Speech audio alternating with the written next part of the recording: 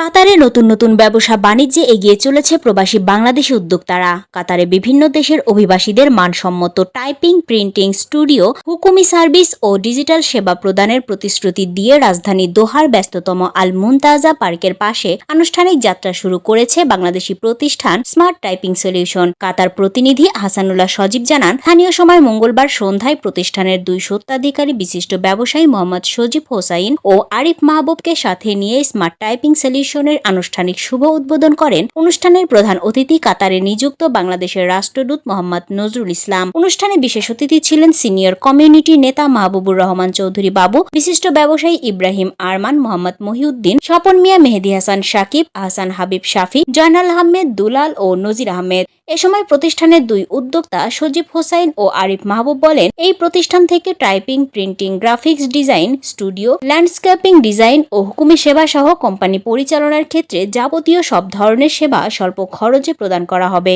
Smart typing and printing solution আসলেই আশা করছি যে স্মার্ট সলিউশন দিতে এখানে প্রবাসী বাংলাদেশিরা বিভিন্ন রকম সমস্যায় ভোগেন। স্মার্ট টাইপিং অ্যান্ড সলিউশন এই প্রতিষ্ঠানে আপনাদের studio, graphics design, online marketing, typing centre এবং স্মার্ট সলিউশনটা এটা মূলত আমরা কোম্পানি ফরমেশন, বলে দেওয়া যা কাজ আছে, মিনিস্ট্রি যেগুলো কাজ আছে, অ্যাটাস্টেশন, এগুলো কাজ করবো।